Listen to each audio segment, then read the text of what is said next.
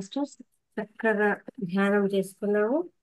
ఇంతవరకు ఎంతో ఎనర్జీని కూడా మనం సంపాదించుకున్నాము. అలాగే ఇంతవరకు మనం చేసిన ధ్యానానికి మన కన్న తల్లిదండ్రులకు, అలాగే రమణ మహర్షుల వారికి, గౌతమ బుద్ధుల వారికి, మనకు ఇంత చక్కటి ధ్యానాన్ని జ్ఞానాన్ని అందించినటువంటి బ్రహ్మర్షి పితామహ పత్రిజీ గారికి అందరికీ కూడా గట్టిగా ఒకసారి ధన్యవాదాలు తెలియజేస్తాము. ఇప్పుడు ధ్యానంతో పాటు మనకు జ్ఞానాన్ని అందజేయడానికి మనకు చక్కగా నాగమల్లేశ్వరి మేడం గారు క్లాస్ కు ఇచ్చేసి ఉన్నారు. మేడం క్లాస్ కు స్వాగతం అండి. నమస్తే. నమస్తే మేడం, వాయిస్ క్లియర్ గా ఉందండి? ఉంది మేడం. స్టార్ట్ చేయమంటారా? మేడం మీ గురించి కాస్త పరిచయం చేసుకుంటే క్లాస్ కు మొదలు పెడతాం. బ్రహ్మర్షి పితామహ పత్రిజీ గారికి, బ్రహ్మర్షి తటవర్తి రాఘవరావు గారికి, బ్రహ్మ విద్వస్త తటవర్తి రాజలక్ష్మి గారికి, జూమ్ నిర్వహిస్తున్న లలితా మేడం గారికి, జూమ్ లో పాల్గొన్న మాస్టర్స్ అందరికి నా ఆత్మ ప్రణామాలండి. నేను 2019లో నాకు ధ్యాన పరిచయం అయింది. 2022 నుంచి నేను కంటిన్యూగా భీమవరం 1, 2, 3 తారీఖు క్లాసులకు వెళ్తున్నాను. వెళ్ళిన దగ్గర నుంచి ధ్యానము జ్ఞానము నేర్పించడానికి ఎన్నో ఊర్లకి 100 క్లాసులకు అటెండ్ అయ్యాను. అందరికీ జ్ఞానాన్ని బోధిస్తున్నాను. నా పేరు నాగమల్లేశ్వరమ్మ. ప్రతిపాడు, గుంటూరు జిల్లా నుంచి నేను మాట్లాడుతున్నానండి. ఈరోజు మనం కర్మలు ఎలా దగ్ధం చేసుకోవాలో తెలుసుకుందాం. స్టార్ట్ చేయమంటారా మేడం? ఓకే మేడం, చేసి మనం రోజు ధ్యానం చేస్తున్నాము, జ్ఞానం వింటున్నాము. అంటే మనం పత్రిజీ గారు ఏం చెప్పారంటే ధ్యానము వల్లనే జ్ఞానము అని చెప్పారు. అంటే ధ్యానం ఎందుకు చేయాలి? జ్ఞానం కోసమే ధ్యానం చేయాలి. అంటే జ్ఞానము ఎందుకు అంటే కర్మలు దగ్ధం చేసుకోవడానికి. కర్మలు ఎందుకు దగ్ధం చేసుకోవాలి అంటే జన్మ లేని స్థితిని పొందటానికి. అంటే మనం ధ్యానం చేసి జ్ఞానం పొందినప్పుడే నువ్వే భగవంతుడు అని చెప్పారు గురువు గారు, పత్రిజీ గారు. నేను భగవంతుణ్ణి ఎలా అయ్యాను అంటే సజ్జన సాంగత్యం ద్వారా, స్వాధ్యాయం ద్వారా మనం తెలుసుకోవాలి. అంటే సాధన అంటే భగవంతుడితో కూడి ఉండటం, స్వాధ్యాయము అంటే భగవంతుని గురించి చర్చించుకోవటం, తెలుసుకోవటం. స్వాధ్యాయం అంటే సజ్జన సాంగత్యము అంటే భగవంతుని గురించి చర్చించుకోవటం. అంటే ప్రతిరోజు మనం ఇది చేస్తున్నప్పుడు మననే దైవం అని, భగవంతుడు అని ఎందుకు గురువు గారు చెప్పారో మనకు అర్థమవుతూ ఉంటుంది. అంటే మనం దైవం ఎలా అయ్యాము అంటే మనం ఎప్పుడైతే సజ్జన సాంగత్యం చేస్తూ ఉంటామో, గురువు గారి సందేశాలు వింటూ ఉంటామో, మనకి మెల్లిమెల్లిగా జ్ఞానం పెరిగే కొద్దీ మనకి భగవంతుడు మనమే అని అర్థమవుతూ ఉంటుంది. అంటే మానవులంతా సుఖంగా సంతోషంగా జీవించాలనే ప్రతి ఒక్కరూ ప్రయత్నిస్తూ ఉంటారు లోకంలో. కానీ కొందరు సుఖంగా ఉంటున్నారు, కొందరు సంతోషంగా ఉంటున్నారు, కొందరు దుఃఖంతో ఉంటున్నారు. ఎందువలన అంటే వారు చేసుకున్న కర్మలే కారణము. అంటే కర్మల్లో రకాలు ఉన్నాయి. 7 రకాల కర్మలు ఉన్నాయండి. కామ్య కర్మలు, నిషిద్ధ కర్మలు, పాప కర్మలు, పుణ్యకర్మలు, నిత్య నైమిత్తిక కర్మలు, ప్రాయశ్చిత్తమ కర్మలు, సత్య కర్మలు. అంటే కామ్య కర్మలు అంటే ఫలితం ఆశించే చేసే వాటిని కామ్య కర్మలు అంటారు. నిషిద్ధ కర్మలు అంటే భగవద్గీతలో చెప్పిన పంచమహాపాపాలు అంటే హింస, అబద్ధము, దొంగతనము, జూదము, వ్యభిచారము, మద్యపానము. ఇవి ఎవరైతే చేస్తారో అవి ఎప్పటికీ చేయకూడని కర్మలు అంటే నిషిద్ధ కర్మలు. ఇంకా పాప కర్మలు అంటే ఎవరు పాపం చేసిన కర్మలు, పాప కర్మల ఫలితం అనుభవించవలసి వచ్చింది. ఇంకా పుణ్యకర్మలు అంటే దానాలు, అలాగే వస్త్రదానాలు, అన్నదానాలు, ఇవన్నీ పుణ్యకర్మలు. నిత్య నైమిత్తిక కర్మలు, అలాగే పూజలు, నోములు, యజ్ఞాలు, యాగాలు, ఇవన్నీ నిత్య నైమిత్తిక కర్మలన్నీ అలాగే పుణ్యకర్మల్లోకే వస్తాయి. ఇంకా ప్రాయశ్చిత్త కర్మలు అంటే మనం ఎప్పుడు ఎవరికి మనకి తెలియని వారికి సహాయం చేస్తే దానికి దాన్ని ప్రాయశ్చిత్త కర్మలు అంటారు. ఇంకా సత్య కర్మలు అంటే అవేంటి? మనం కర్మ చేస్తూ దాని ఫలితాన్ని ఆశించకుండా ఉండే వాటిని సత్య కర్మలు అంటారు. సరే, ఇన్ని రకాల కర్మలు భూమి మీద అందరూ చేస్తూ ఉన్నారు. ఈ కర్మల్ని మనం సంచిత కర్మల్లో కలవకుండా ఎలా చేసుకోవాలి? ఈ రోజు మన టాపిక్ ఏమిటంటే మనం చేసే కర్మలు మరు జన్మకు కారణం కాకుండా ఎలా చేసుకోవాలి? అవి పుణ్యకర్మలు కానీ పాపకర్మలు కానీ ఏ కర్మలైనా మరలా జన్మ రాకుండా ఉండటానికి ఎలా రహితం చేసుకోవాలి, మనం చేసే కర్మల్ని ఎలా దగ్ధం చేసుకోవాలి అనే విషయం మనం తెలుసుకున్నాం. అంటే మానవ జన్మ ఎంతో గొప్పది అంటూ ఉంటారండి. అంటే శంకరాచార్యులు చెప్తారు కదా, ఏమని? మనుష్యత్వం ముముక్షత్వం మహాపురుష దర్శనం అన్నారు. అసలు 84 లక్షల జీవరాశుల్లో అంటే శిలలుగా, ఖనిజాలుగా, అలాగే భూచరాలు, జలచరాలు, పక్షులు, జంతువులుగా చివరిగా మానవ జన్మ తీసుకున్నప్పుడే ఈ మానవ జన్మకు అంటే మానవ జన్మకే ఇచ్చాడు. బుద్ధి, తెలివి, ఆలోచన ఇవన్నీ మానవ జన్మకే ఇవ్వటం జరిగింది. మానవ జన్మ ఒక్కటే దైవాన్ని చేరుకునే జన్మ అనేది మనం అర్థం చేసుకోవాలి. ఇక్కడ మానవ జన్మ అంటే ఈ జన్మలు 3 రకాలుగా ఉంటాయండి. ఒకటి దేవ జన్మ, 2 జంతు జన్మ, 3 మానవ జన్మ. అంటే దేవ జన్మ అంటే ఎక్కువ పుణ్యం చేస్తే దేవ జన్మ, ఎక్కువ పాపం చేస్తే జంతు జన్మ, పాపపు పుణ్యము చేస్తే మానవ జన్మ వస్తూ ఉంటాయి. అంటే మానవ జన్మ గొప్పది ఎలా అయింది అంటే, దేవ జన్మ తీసుకున్నాం అనుకోండి, అక్కడ స్థూల శరీరం ఉండదు. స్థూల శరీరం ఉండకపోవటం వలన మళ్ళీ పరమాత్మ గురించి చేయాల్సినది సాధన కానీ సేవలు కానీ దైవ జన్మలో చేయలేము. భోగం అనుభవించటమే గాని పరమాత్మను పొందటానికి చేయవలసిన సాధన, కావలసిన శరీరము దేవ జన్మలో ఉండదు. అంటే ఇంకా సాధన చేసి గొప్పగా ఎదగాలంటే పరమాత్మను తెలుసుకునేంత స్థితి మనకు దేవ జన్మలో లేదు. అలాగే జంతు జన్మ తీసుకున్నాం అనుకోండి, అది జన్మ మోక్షం పొందటానికి, పరమాత్మను తెలుసుకోవటానికి కూడా ఇక్కడ శరీరం ఉంటుంది కానీ బుద్ధి ఉండదు. కాబట్టి జంతు జన్మలో కూడా పరమాత్మను మనం తెలుసుకోలేము. ఇక పాపము పుణ్యము చేసే ఈ మానవ జన్మలోనే సాధకుడు తనకు కావలసిన శరీరము, తెలివి, బుద్ధి అన్నీ ఉంటాయి. కాబట్టి మానవ జన్మే సరైన సాధన చేసి మోక్షాన్ని పొందే అర్హత కలిగిన జన్మ. అంటే మానవ జన్మే మోక్షాన్ని పొందటానికి అనువైన జన్మ. అందుకే మానవ జన్మ మహోన్నతమైనది, అద్భుతమైనది అంటారు. ఇటువంటి జన్మ లభించటం దుర్లభం అని చెప్తున్నారు. ఎందుకంటే మహాత్ములు మానవ జన్మ లభించటం దుర్లభము అని చెప్పారు. మరి ఈ మానవ జన్మ పొందాక కొన్ని జన్మలు తమో గుణంలో, కొన్ని జన్మలు రజోగుణంలో, కొన్ని జన్మలు సాత్విక గుణంలో ఉండి గుణాలకు అనుగుణంగా కర్మలు చేస్తూ ఉంటారు. అంటే తమో గుణంలో ఒక రకమైన కర్మలు చేస్తారు, రజోగుణంలో ఒక రకమైన కర్మలు చేస్తారు, సాత్విక గుణంలో ఒక రకమైన కర్మలు చేస్తూ ఉంటారు.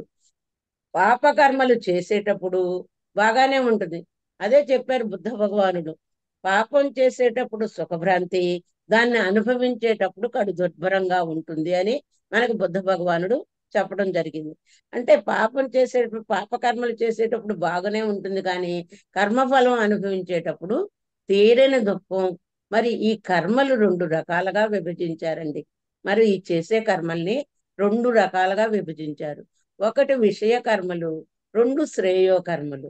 అంటే విషయ కర్మలు అంటే విషయ కర్మలు ఎప్పుడు చేస్తారు?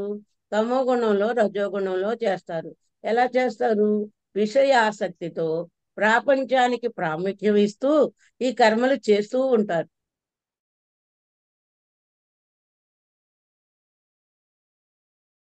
కర్మలన్నీ ఎప్పుడు బంధాలు పెంచుతూనే ఉంటాయి, మళ్ళీ జన్మకు కారణం అవుతాయి. ఈ విషయ కర్మలు ఏం చేస్తాయి? బంధాలు పెంచుతూ మరు జన్మకు కారణమవుతాయి. మరి అలాగే ఆత్మ గురించి, ఆత్మోద్ధరణ గురించి చేసే కర్మల్ని శ్రేయో కర్మలు అంటారు.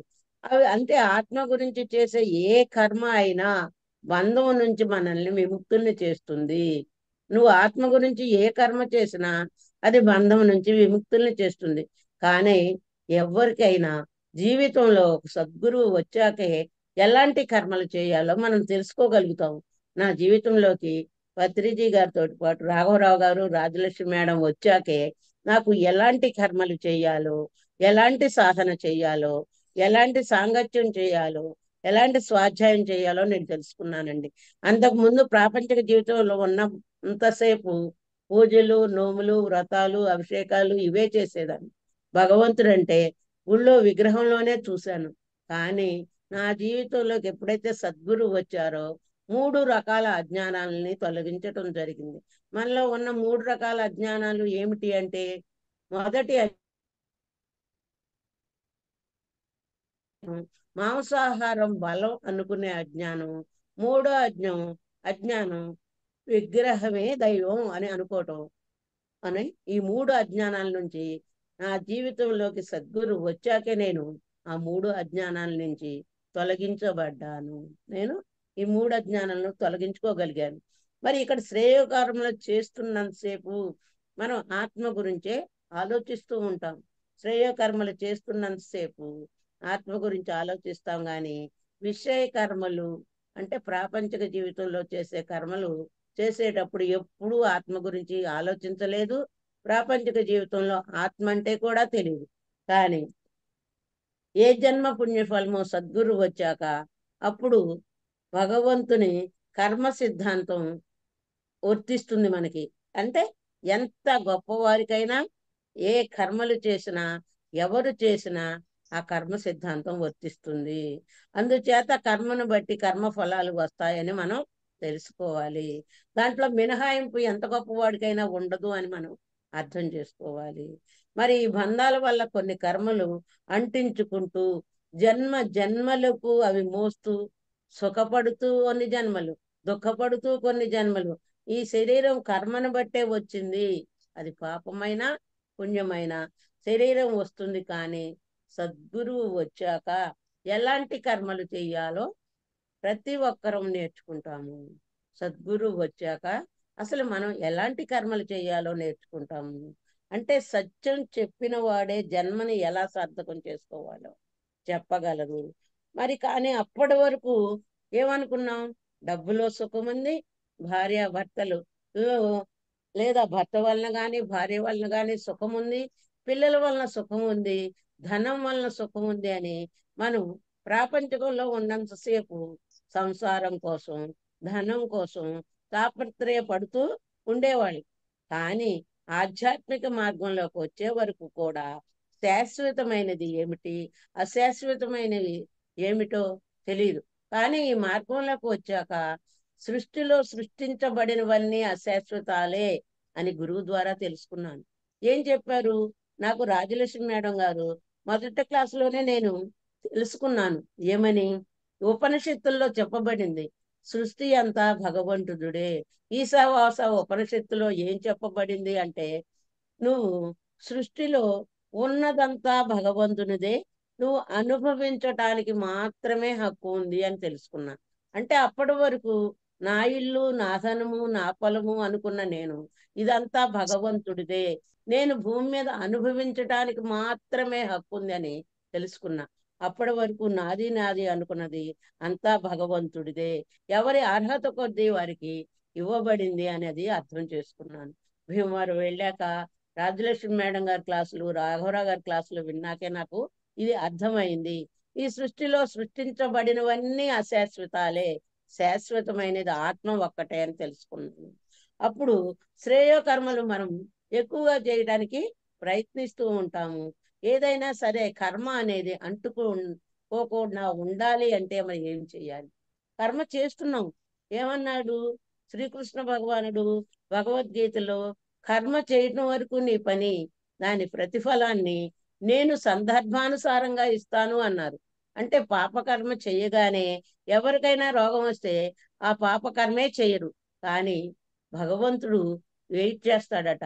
ఎందుకు? పాపకర్మ చేయగానే వాడు అంతటా వాడు పశ్చాత్తాపడతాడేమోనని ఎదురు చూసి కొన్నాళ్ళు అనుభవం పొందాక దాని వలన బాధపడినప్పుడు, నేను ఏ జన్మలో ఏ కర్మ చేశాను అని బాధపడినప్పుడు తన తప్పు తాను తెలుసుకొని పశ్చాత్తాపడతాడని, అంటే సందర్భానుసారంగా నేను శిక్ష వేస్తాను అని భగవానుడు చెప్పడం జరిగింది. కర్మలు 3 రకాలండి. ప్రస్తుతం చేస్తున్న కర్మలను ఆగామి కర్మలు లేక వర్తమాన కర్మలు అంటారు. మీ ఖాతాలో ఉన్న కర్మలను ఇప్పుడు చేయగా మిగిలిన కర్మలు మన ఖాతాలో ఉన్న కర్మలను సంచిత కర్మలు అంటారు. అలాగే అందులోంచి మనం భూమి మీదకి వచ్చేటప్పుడు తెచ్చుకున్న కర్మలను ప్రారబ్ధ కర్మలు అంటారు.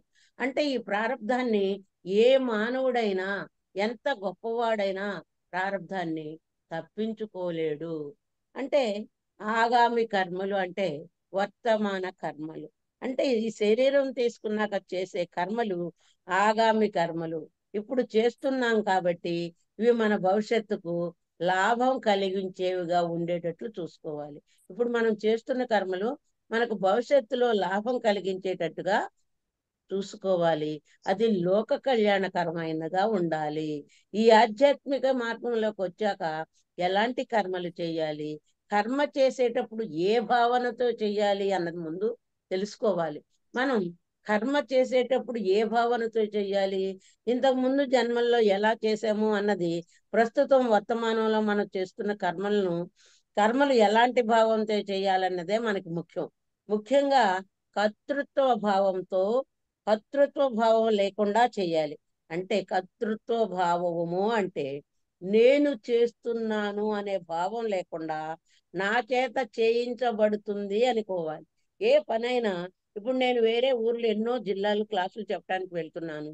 నేను చేస్తున్నాను కాదు, నా చేత భగవంతుడు చేయిస్తున్నాడు. అంటే నేను చేస్తున్నాను అంటే అహంకారము, నేను కాదు నా చేత భగవంతుడు చేయిస్తున్నాడు అంటే వినయం వస్తుంది.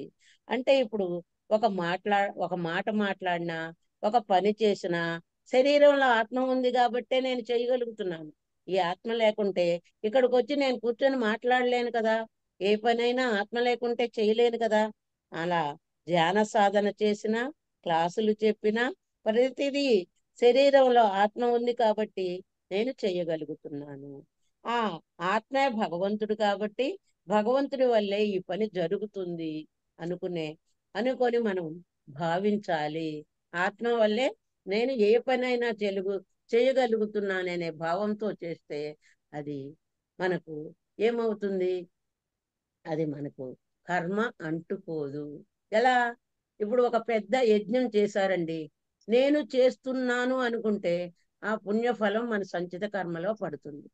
పెద్ద యజ్ఞం జరుగుతున్నప్పుడు నేను చేస్తున్నాను కాకుండా లోక కళ్యాణం కోసం చేస్తున్న మహాయజ్ఞము, ఇది లోక కళ్యాణం కోసం చేస్తున్న మహాయజ్ఞము అనుకుంటే అది బంధము అవ్వదు, అది నీ సంచితంలో కలవదు.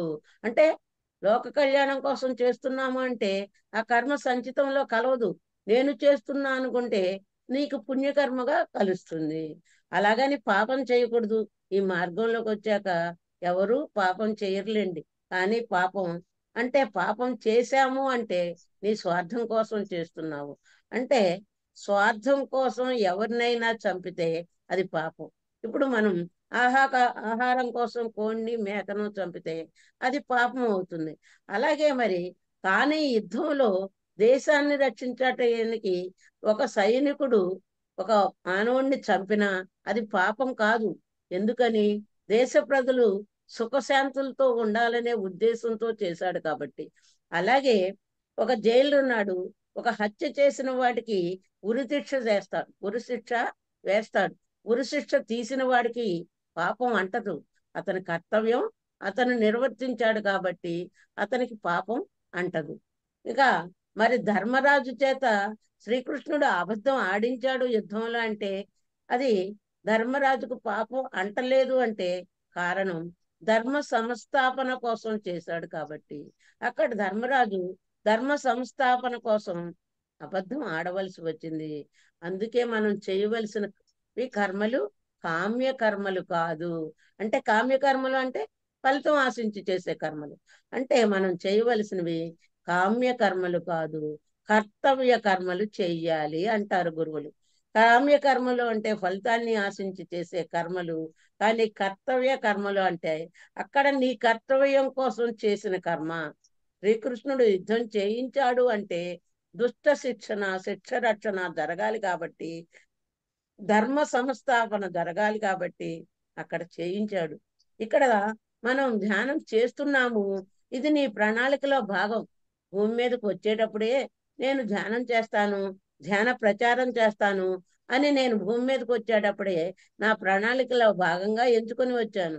ధ్యానం పొందటం కూడా నీ ప్రణాళికే, జ్ఞానాన్ని అందరికీ చెప్పటం కూడా నా ప్రణాళికే. ఇదంతా నా ప్రణాళికలో భాగం కాబట్టే నేను చేస్తున్నాను అనే భావంతో చెయ్యాలి. నేను చేస్తున్నాను అంటే అది కర్మ అవుతుంది, పుణ్యకర్మ అవుతుంది. అది నేను చేస్తున్నాను కాదు, ఇది నా ప్రణాళికలో భాగమే, నా చేత చేయిస్తున్నాడు భగవంతుడు అనే భావంతో చేస్తే ఆ కర్మఫలం నీకు అంటుకోదు. ఆ కర్మఫలం నీకు అంటుకోదు. ఇక మరి అందుకే ఆగామి కర్మలు జన్మకు కారణం కాకుండా సంచితాలలో కలవకుండా ఉండాలి. శ్రీకృష్ణుల వారు అందుకే చెప్పారు, కర్ నిరంతరం కర్మ చెయ్యి, కానీ కర్మ ఫలితాన్ని త్యాగం చేయమని చెప్పడం జరిగింది. శ్రీకృష్ణుడు ఏం చెప్పారు? నిరంతరం కర్మ చేస్తూనే ఉండు, కానీ కర్మ ఫలితాన్ని త్యాగం చేయమని చెప్పడం జరిగింది. ఎందుకంటే మోక్షానికి వెళ్ళాలి అంటే పాపము ఉండకూడదు, పుణ్యము ఉండకూడదు, ఏది అంటించుకోకుండా నిస్సంగుడిగా ఉండాలి. పాపము పుణ్యము ఏది ఉండకుండా నిస్సంగుడిగా ఉండాలి.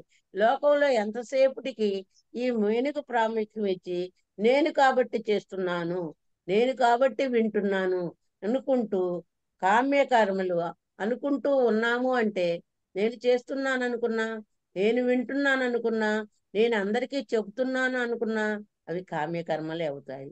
కామ్యకర్మలు బంధమై జన్మకి కారణం అవుతాయి.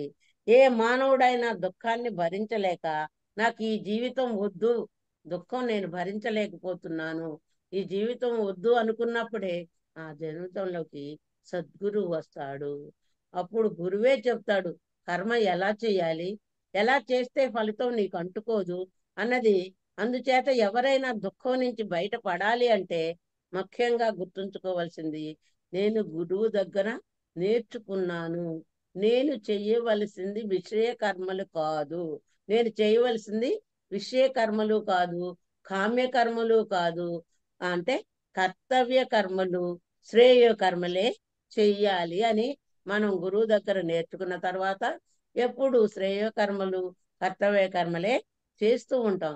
అందుకే కర్తృత్వం లేకుండా లోక కళ్యాణం కోసం చేసే ప్రతి పని కర్తవ్య కర్మే అవుతుంది, శ్రేయో కర్మే అవుతుంది. అలా శ్రేయో కర్మలు చేసినప్పుడు నీకు ఆగామి కర్మలు అంటే ఇప్పుడు ఈ జన్మలో చేసే కర్మలు ఏవి సంచితంలో కలవు. నువ్వు శ్రేయో కర్మలు, కర్తవ్య కర్మలు చేస్తున్నప్పుడు నేను చేస్తున్నాను అనే భావం, కర్తృత్వ భావం లేకుండా చేసినప్పుడు నువ్వు చేసే కర్మ ఏ కర్మ సంచితంలో కలవదు.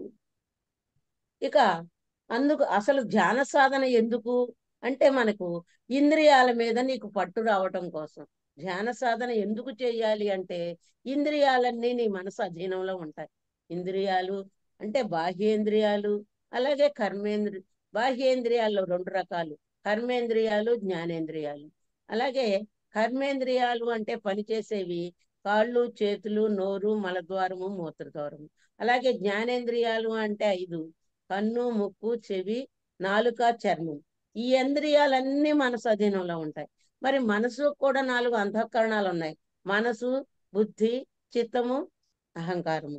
మనసు ఎప్పుడు సంకల్ప వికల్పాలు చేస్తుంది, బుద్ధి నిర్ణయిస్తుంది, చిత్తం ఎప్పుడు చింతన చేస్తూ ఉంటుంది, అహంకారం నేను చేస్తున్నాను అంటుంది.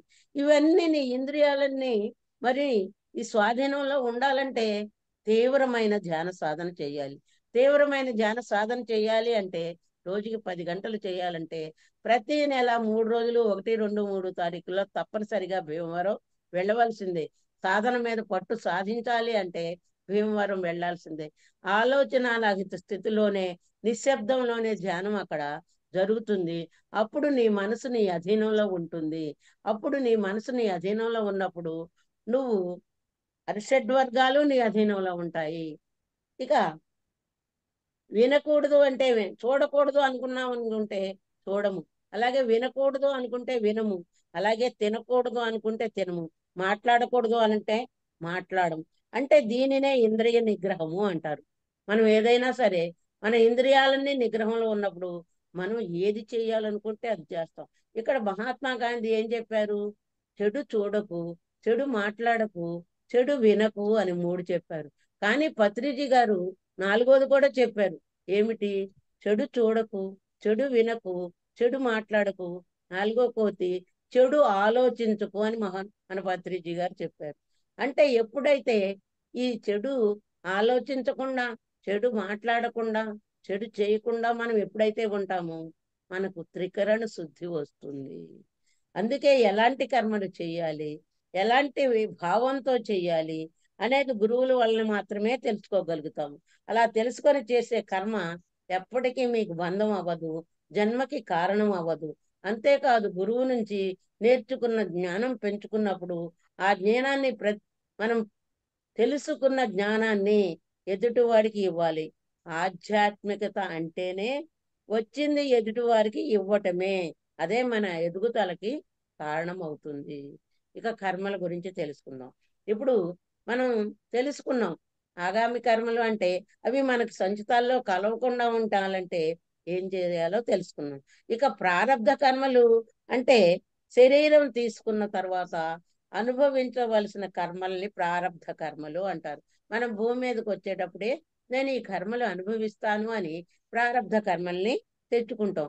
అంటే మనం ప్రస్తుతం ఏ కర్మలైతే అనుభవిస్తున్నామో అవన్నీ నిర్ణయించుకొనే భూమి మీదకి వచ్చారు. అంటే ఈ ప్రారబ్ధాలు తప్పకుండా ప్రతి ఒక్కరూ అనుభవించి తీరవలసిందే. అంటే మీ జీవితంలో సంతోషం కానీ, దుఃఖం కానీ, ఆనందం కానీ, కీర్తి కానీ, అపకీర్తి కానీ, చావు కానీ, పుట్టుక కానీ ఇవన్నీ కూడా ప్రారబ్ధం వల్లే వస్తాయి. అంటే జీవితంలో సంతోషం కానీ, దుఃఖం కానీ, ఆనందం కానీ, అలాగే కీర్తి కానీ, అపకీర్తి కానీ, అలాగే చావు కానీ, పుట్టుక కానీ ఇవన్నీ ప్రారబ్ధం వల్లనే వస్తాయట. దీనిలో కొన్ని ఉదాహరణలు మనం రామాయణంలో తీసుకుందామండి. ఏమిటి అంటే రామాయణంలో భరతుడు తండ్రి దశరథుడు చనిపోయాక రాముడు అరణ్యవాసానికి వెళ్ళాక అప్పుడు చాలా దుఃఖపడ్డాడట.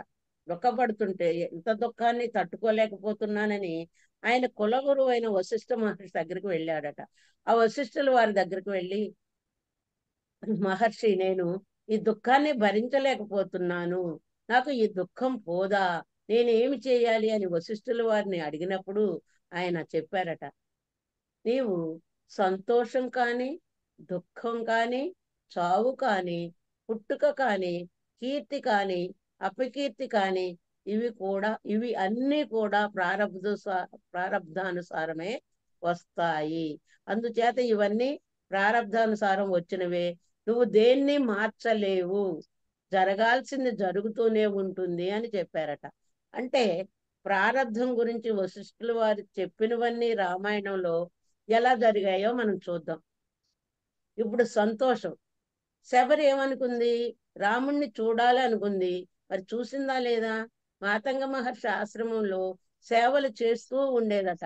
ఋషులు రోజు ఆత్మజ్ఞానం బ్రహ్మజ్ఞానం చెబుతుంటే వింటూ అక్కడ సేవలు చేస్తూ చేస్తూ గురువుని అడిగిందంట, స్వామి నాకు పరమాత్మ దర్శనం అవుతుందా అని అడిగితే, నువ్వు నిరంతరం పరమాత్మ జ్ఞానంలోనే ఉంటున్నావమ్మా, తప్పకుండా నీకు పరమాత్మ దర్శనం అవుతుంది, శ్రీరామ రూపంలో వచ్చి నీకు దర్శనం ఇస్తాడు అని శబరికి మాతంగ మహర్షి చెప్పటం జరిగిందట. అప్పుడు శబరి శ్రీరాముణ్ణి దర్శించుకుంది. అంటే ఇక్కడ దర్శించుకొని ఎంతో సంతోషపడింది. ఆ సంతోషం అనేది శబరికి ప్రారబ్ధ కర్మ. అలాగే ఇక కౌసల్య బిడ్డలు లేనన్నాళ్ళు ఎంతో దుఃఖపడింది. బిడ్డలు పుట్టాక ఎంతో ఆనందంగా ఉన్న సమయంలో శ్రీరాముడు అరణ్యానికి వెళ్ళినప్పుడు ఎంతో దుఃఖపడుతుంటే, అంటే తెల్లవారితే శ్రీరాముడికి పట్టాభిషేకం, కానీ అరణ్యవాసానికి వెళ్ళవలసి వచ్చింది. అలాగే భర్త మరణంతో బిడ్డ అరణ్యవాసానికి వెళ్ళటంతో భర్తను కోల్పోయింది. చూస్తే ఒక పక్క భర్తను కోల్పోయింది, ఒక పక్క బిడ్డ అడవికి వెళ్ళాడు. అంతులేని దుఃఖానికి లోనయ్యింది. ఆవిడది కూడా దుఃఖం ప్రారబ్ధ కర్మ. అక్కడ శబరికి సంతోషం ప్రారబ్ధ కర్మ, ఇక్కడ కౌసల్యకు దుఃఖం ప్రారబ్ధ కర్మ అయింది. మరి రాముడు అడవికి వెళ్ళాడనే వార్త వినగానే దశరథుడు మరణించాడు. అంతే, దశరథ మహారాజుకి మరణం కూడా ప్రారబ్ధ కర్మే. ఇలాగే తరువాత మరి అహల్యకు రాముని పాదం తగలగానే శాప విమోచనం అయ్యి మరో జన్మ కలిగింది కాబట్టి ఆ జననం ఆవిడికి ప్రారబ్ధ కర్మ. అలాగే మరి రాముడు రామరావణ యుద్ధంలో ఎంతో మంది సహాయం చేశారు. యుద్ధంలో రాముడికి ఎంతో మంది సహాయం చేసిన కీర్తి ఎవరికి వచ్చింది అంటే ఆంజనేయ స్వామికే కీర్తి వచ్చింది. అంటే ఆంజనేయ స్వామికి కీర్తి ప్రారబ్ధ కర్మ. అలాగే మరి కైకేయి ఎంతో అల్లారు ముద్దుగా రాముణ్ణి పెంచింది. కానీ రాముడు అడవికి వెళ్ళటానికి కారణం అయ్యింది. ఆమె అపకీర్తి పాలయ్యింది కాబట్టి ఆవిడకు అపకీర్తి పాలవటం ప్రారబ్ధ కర్మే. అంటే సంతోషం ప్రారబ్ధ కర్మ శబరికి అయ్యింది, దుఃఖం ప్రారబ్ధ కర్మ కైకేయికి అయ్యింది, ఆ దుఃఖం ప్రారబ్ధ కర్మ కౌశల్యకు అయ్యింది. అలాగే మరణం ప్రారబ్ధ కర్మ దశరథ మహారాజుకి అయింది. జననం ప్రారబ్ధ కర్మ ఆ అహల్యకు అయింది. ఆ కీర్తి ప్రారబ్ధ కర్మ ఆంజనేయ స్వామికి అయింది. అపకీర్తి ప్రారబ్ధ కర్మ కైకేయికి అయింది. ఇలా చూసుకుంటే ప్రతి వాళ్ళ జీవితంలో జరుగుతూనే ఉంటాయి. రామాయణం ప్రారబ్ధం ఇలా ఉంటుంది అని మనకు నేర్పింది. మన జీవితాల్లో కూడా ప్రారబ్ధం ఉంటూనే ఉంటుంది. కానీ సాధన అనేది మన దగ్గర ఉన్నప్పుడు ఇది నేను తెచ్చుకున్న ప్రారబ్ధమే జరుగుతుంది అనుకుంటూ సాధన చేస్తూ దానిని ఓర్చుకుంటే ఆ ప్రారబ్ధాన్ని కూడా మనం దాటి వేస్తాము.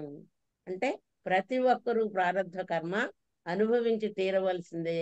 కానీ సాధన చేసినప్పుడు కష్టం లేకుండా ఆ ప్రారబ్ధాన్ని ఓర్చుకొని ధ్యానం చేసినప్పుడు ఆ ప్రారబ్ధ కర్మను కూడా దాటి వేస్తాము అనేది మనకు అర్థమవుతుంది. ఇక తర్వాతది మూడవది సంచిత కర్మలు. ఈ సంచిత కర్మలు పెంచుకోకుండా ఉంటే జన్మలు తగ్గుతూ ఉంటాయి. కానీ వందల జన్మలు తీసుకున్న మనం ఎన్నో సంచిత కర్మలు మూటలుగా పోగేసుకున్నాం. ఎన్నో మూటలు సంచిత కర్మలు ఉన్నాయి. మరి ఈ సంచిత కర్మలను మనం ఎలా దగ్ధం చేసుకోవాలి? శ్రీకృష్ణ భగవానుడు గీతలో చెప్పాడు కదా, జ్ఞానాగ్ని దగ్ధ కర్మాణం అని. అంటే జ్ఞానం పెరిగే కొద్దీ కర్మలు దగ్ధం అవుతాయి. అయితే ఏ జ్ఞానం మనకు కలగాలి అంటే జ్ఞానాగ్ని కర్మ దగ్ధానం అని కూర్చుంటే జ్ఞానం అనే అగ్నిలో కర్మలు ఊరికే దగ్ధమైపోయావు. ఏ జ్ఞానం మనం పెంచుకోవాలి? స్వరూప జ్ఞానం. స్వరూప జ్ఞానం అంటే మన స్వరూపాన్ని మనం తెలుసుకోవటమే. నీ స్వరూపము అంటే నువ్వు శరీరమా, మనసా, బుద్ధ, ఆత్మ. కానీ నువ్వు ఆత్మే నీవు. కానీ ఇప్పటిదాకా ఇవేమీ తెలుసుకోకుండా జీవితం అంతా జీవించేశాం. అంటే మనకి ధ్యానంలోకి వచ్చే వరకు మనం ఎవరమో మనకు తెలియదు. కానీ ఈ శరీరము, మనసు, బుద్ధి అన్నీ కూడా ఆత్మని బట్టే వచ్చాయి. కానీ ఈ కనపడుతున్న శరీరం నేను అనుకుంటూ అజ్ఞానంలోనే ఉండిపోయాం. దీన్ని మహాత్ములు చిన్న ఉదాహరణ ఇచ్చారండి. ఏమిటంటే ఒకసారి ఒక సింహం ప్రసవించి మరణించిందట. ఒక సింహం ప్రసవించి మరణించితే ఆ సింహం పిల్లని ఒక గొర్రెల కాపరి తీసుకువెళ్లి పెంచసాగాడు.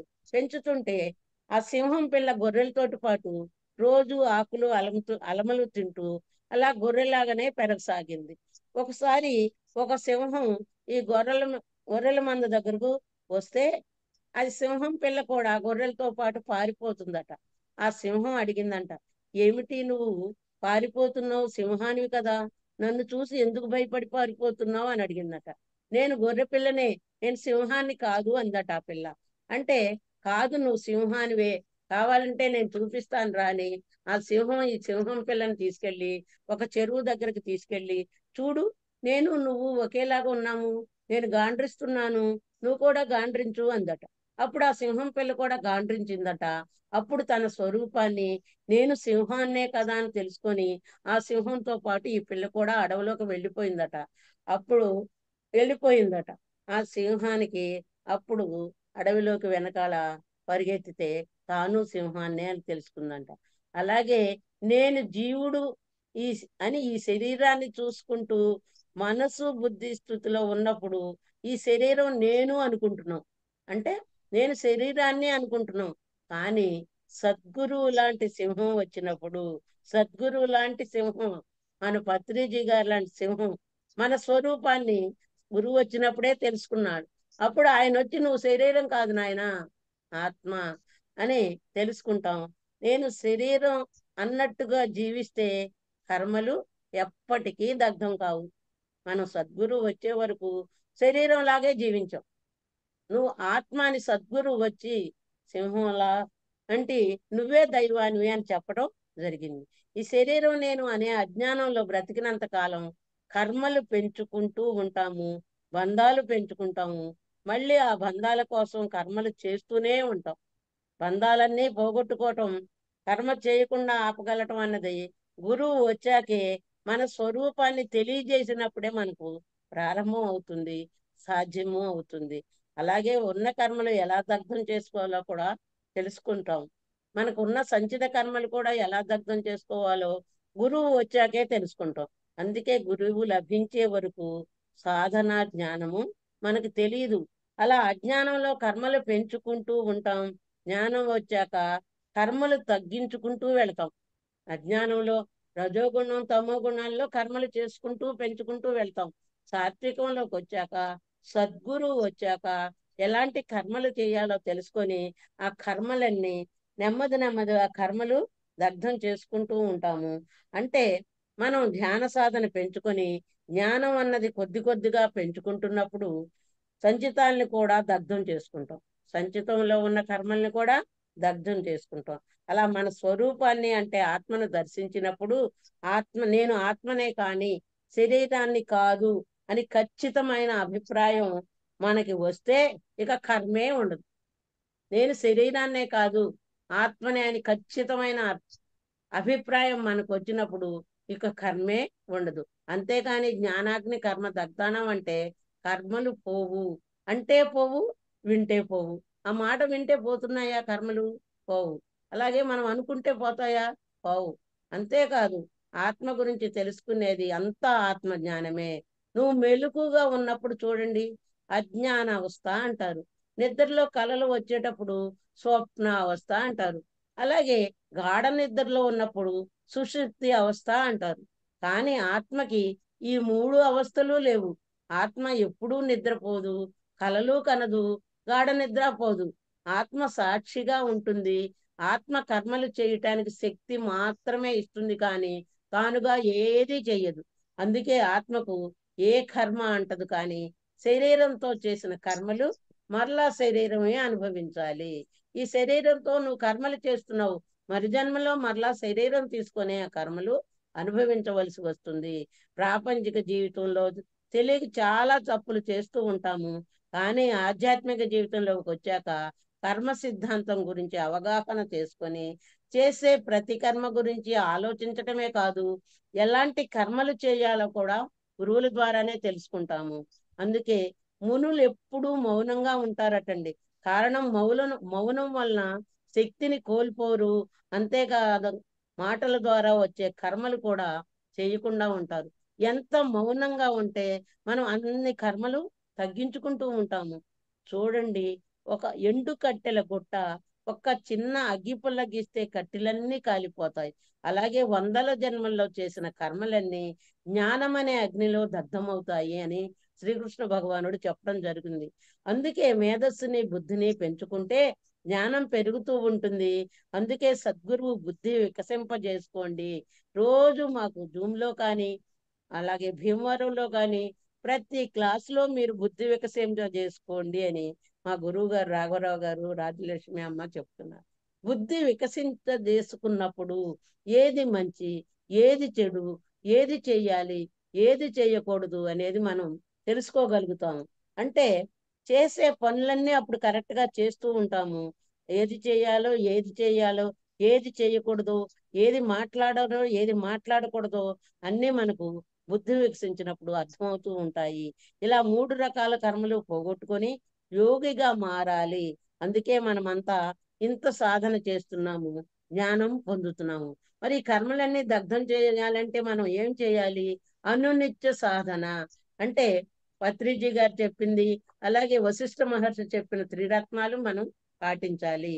అంటే తీవ్రమైన సాధన, అంటే శ్వాస మీద ధ్యాస సాధన చేయాలి. శుద్ధమైన సాత్విక ఆహారం తీసుకోవాలి. అలాగే స్వాధ్యాయం, ఆత్మజ్ఞానం బోధించే పుస్తకాలు చదవాలి. అలాగే సజ్జన సాంగత్యం, పత్రిజీ గారి సందేశాలు, రాఘవరావు గారి సందేశాలు, రాజ్యలక్ష్మి అమ్మ సందేశాలు వినాలి. ప్రతి నెల 1, 2, 3 తేదీల్లో భీమవరం వెళ్ళాలి. ప్రతిరోజు జూమ్ లో పాల్గొనాలి. సారు మేడం చెప్పే సందేశాలు రోజు నేను రాసుకుంటూ ఉంటాను, మరలా మననం చేసుకుంటూ ఉంటాను. ఎవరైనా అడిగినా ఏ ఊరైనా వెళ్ళి క్లాసులు చెబుతూ ఉంటాను. నా జ్ఞానాన్ని ఇలా పెంచుకుంటూ కర్మల్ని ఇలా అర్థం చేసుకోవటానికి నేను ప్రయత్నిస్తున్నానండి. ఈ అద్భుతమైన అవకాశం ఇచ్చిన నాకు బ్రహ్మశ్రీ పత్రిజీ గారికి, కటవర్తి రాఘవరావు గారికి, కటవర్తి రాజ్యలక్ష్మి గారికి, క్లాస్ నిర్వహిస్తున్న లలిత మేడం గారికి, క్లాసులో పాల్గొన్న మాస్టర్స్ అందరికీ నా ధన్యవాదాలండి. Thank you madam. Thank you, thank you, thank you. సమయం ఎక్కువ తీసుకున్నానా మేడం? ఏం లేదు మేడం. ఇంకా చెప్పచ్చు. ఏం లేదు. Thank you madam. Thank you very much. ఎలా కర్మల ఉందండి? గురించి చాలా మంచిగా, చాలా క్లారిటీగా చెప్పారు మాకు. ఇంతవరకు కర్మలు ఎలాంటివి, ఎలా, ఏమేం కర్మలు ఉన్నాయి, ఏమి, కానీ ఆ కర్మల ద్వారా మనము ఎలా కర్మను తొలగించుకోవాలి, మరుజన్మ లేకుండా ఎలా చేసుకోవాలి అనేది చాలా చక్కగా వివరించారు.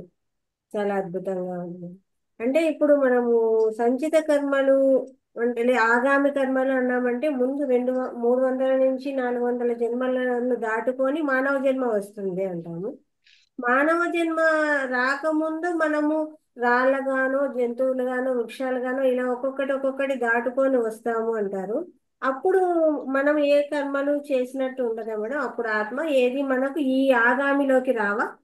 జంతు జన్మ కర్మల వరకు, జంతు జన్మ వరకు కర్మలు ఉండవండి. మానవ జన్మ మొదలైన తర్వాతే కర్మలు మొదలవు. కర్మలు అప్పుడు మనం ఏమైతే అంటే ఆ ఆగామి కర్మలోకి వచ్చినప్పుడు మనము ఇంక అప్పుడే స్టార్ట్ అయినట్టు. ఉమ్. అప్పుడు నువ్వు ఎలా ఉంటావు మానవ అనే జన్మ దాన్ని తీసుకున్న బట్టి. తర్వాతే జంతు జన్మల నుంచి మానవ జన్మలోకి వస్తారు. జంతు జన్మలు కూడా ఇంట్లో పెరిగే జంతువులు ఉంటాయి చూడండి, కుక్క అవును. గాని, ఆవు గాని, గేదె గాని, ఆ జంతువుల నుంచే మానవ జన్మకు వస్తావట. ఆ జంతు జన్మ లక్షణాలు తమో గుణంలో ఉంటాయి. ఇంకా ఉన్నప్పుడు మానవ జన్మ నుంచే మనకి కర్మలు స్టార్ట్ అవుతాయి. అప్పుడు మనం చేసే దాన్ని బట్టి మళ్ళీ మనకు ఈ సంచిత కర్మలు అనేది అనుభవించడానికి పుడతాం మరో జన్మ. అంటే ఈ ఆగామి కర్మలు అంటే ఫస్ట్ మానవుడు పుట్టినప్పుడే తెలుసుకుంటే జ్ఞానం అనేది మళ్ళా ఉండదా మేడం? ఇంకా మనకు అలా తెలుసుకోగలుగుతారా? మళ్ళా జన్మ ఉండదా అంటే ప్రతి ఒక్కరూ పాఠం నేర్చుకునేటానికి ఎదగాలట మేడం. ఆ, ఎల్కేజీ అండి, ఎల్కేజీ పాస్ అయితేనే యూకేజీలోకి వెళ్ళాలి కదా. ఈ ఈ ప్రకృతిలో తమో గుణం, రజోగుణం, సాత్విక గుణం 3 గుణాలు ఉన్నాయి కాబట్టి ఫస్ట్ జంతు జన్మల నుంచి ముంచిన మానవుడు ఆ ఉమ్, పనులు చేస్తాడట. చేసిన ఓకే. తర్వాత ఆ కర్మలు అనుభవించడానికి జన్మలు తీసుకుంటాడట. జన్మలు అనుభవించిన తర్వాత పాఠాలు నేర్చుకుంటూ ఒక్కో జన్మ దాటుకుంటూ పెరుగుతూ ఉంటాడట. ప్రతి పాఠం మానవుడు నేర్చుకోవాల్సిందేనట మేడం. ఓకే.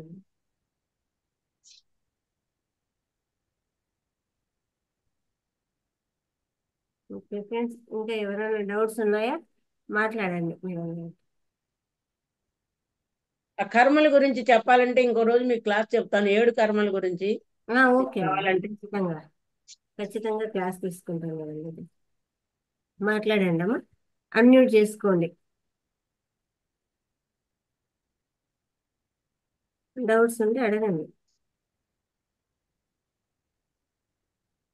సరస్వతి గారు మాట్లాడండి.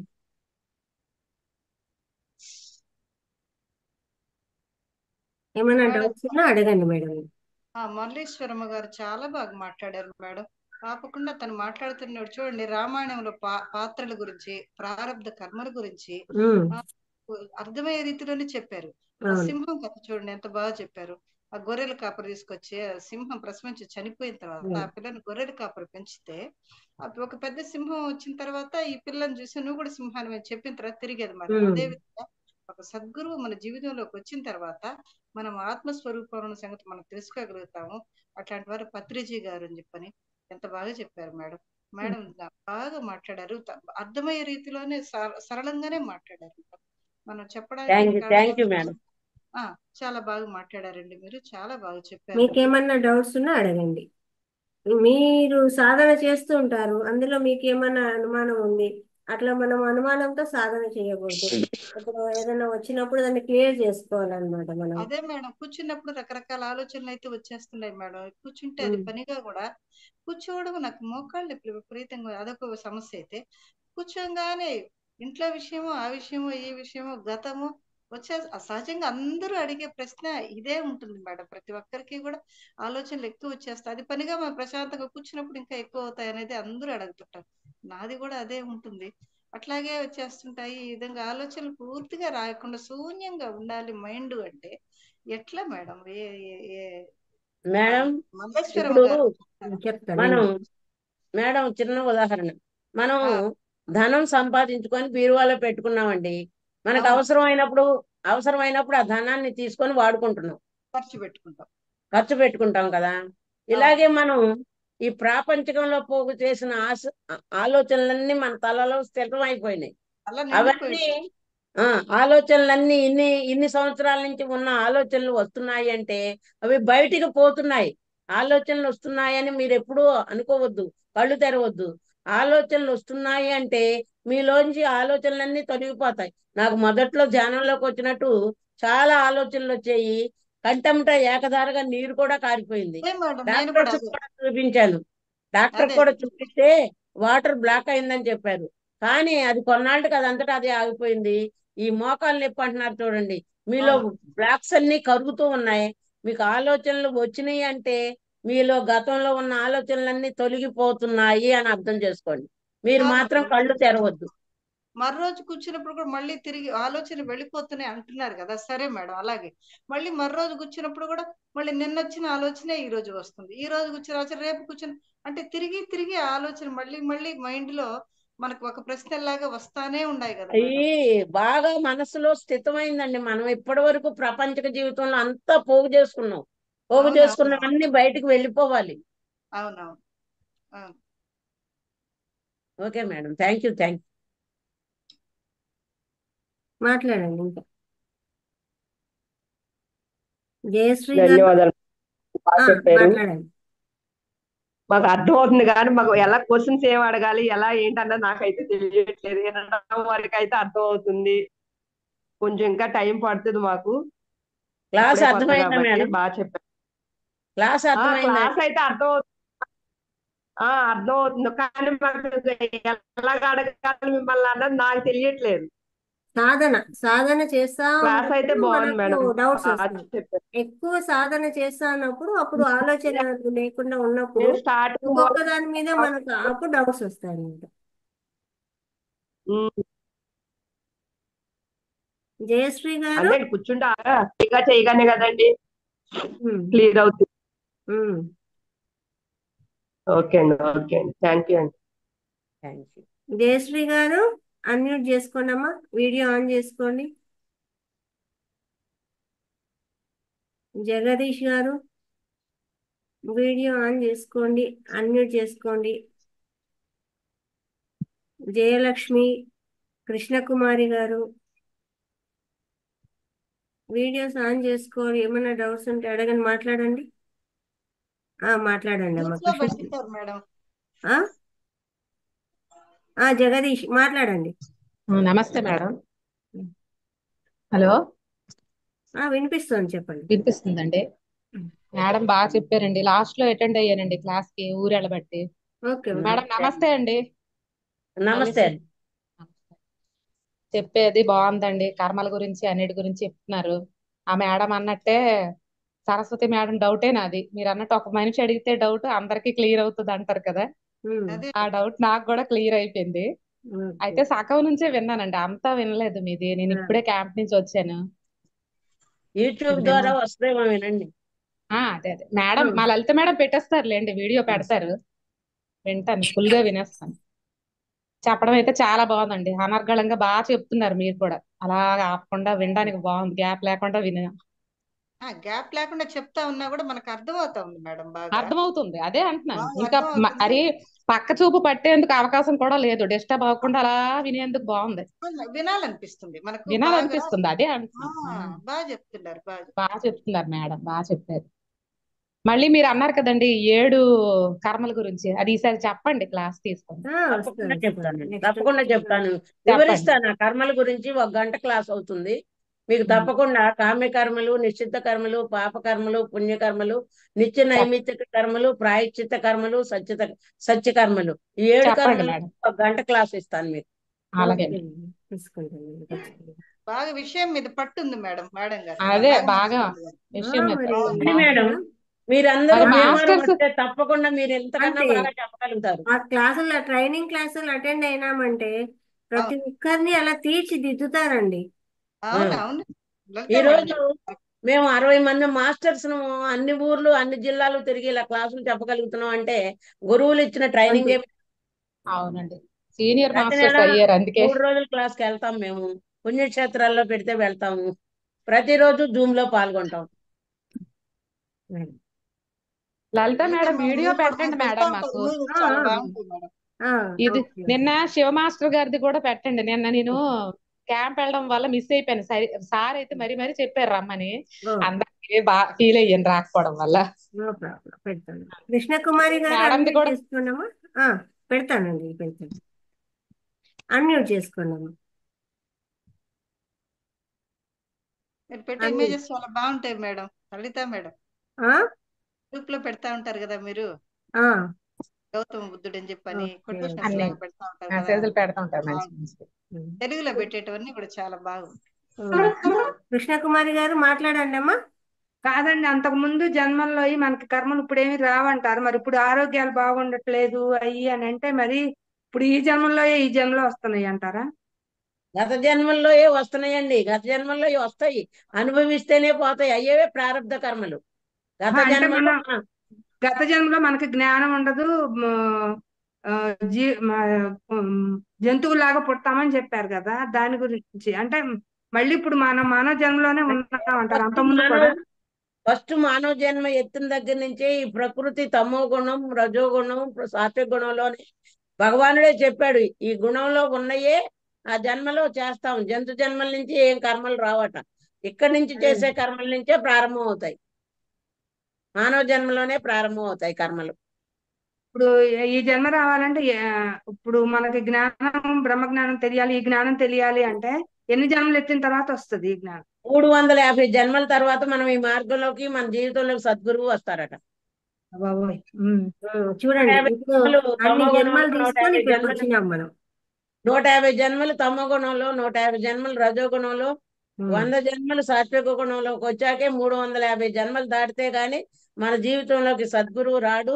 ఈ ధ్యాన మార్గంలోకి ఆత్మజ్ఞానం, బ్రహ్మజ్ఞానం నేర్చుకోవాలనే ఆకాంక్ష మనలోకి రాదట. అలా ఇప్పుడు మనం అన్ని దాటుకొని వచ్చినాం కాబట్టి ఇలాంటి గురువుల యొక్క సాంగత్యంలో మనం బతుకుతున్నాము. మనకు అలవాటైంది, ఇట్లా క్లాసులు విన్నా, ఇట్లా ఇవన్నీ చేస్తున్నాము, ఈ ధ్యానంలోకి వచ్చినాము అంటే ఈ జన్మ ఎన్నో జన్మ 350 జన్మలు దాటింటేనే అర్థమైంది. అప్పుడు వచ్చేది, అప్పటికి కూడా ఇంకా తెలుసుకోకుండా ఉంటే ఇంకా మళ్ళీ ఎత్తాల్సిందే జన్మ, అంతే. 1000 జన్మలైనా ఎత్తాల్సిందే. అంతే. అందరూ రమ్మంటే ఎందుకు రావట్లేదంటే వాళ్ళు 200లో ఉండొచ్చు, 250లో ఉండొచ్చు. అది ఎందుకు కరెక్ట్. రాలేకపోతున్నారు, మనమే ఎందుకు వచ్చాము అంటే మనం 350 జన్మలు దాటి మనం జ్ఞానం కావాలి, అన్ని అనుభవించేసాం, సుఖాలు భోగాలు, వాటి మీద విరక్తి కలిగి ఇంకా నాకు భగవంతుడే కావాలి అని కాంక్షతో ఉన్నప్పుడు, ఈ జ్ఞాన కాంక్షతో ఉన్నప్పుడు ఈ క్లాసులు అటెండ్ అవటానికి, ఈ క్లాసులు వినటానికి ఎంతో ఉత్సాహం చూపిస్తాం. అంతే. క్లాసు ఇప్పుడు జూమ్ సెషన్లు ఎంతో మంది ఉండొచ్చు, కానీ అటెండ్ అయ్యే వాళ్ళు ఎంతమంది ఉన్నారు, దాన్ని విని ఆచరించే వాళ్ళు ఎంతమంది, అలా అదనమాట. మధ్యలో జారిపోతా ఉంటారండి.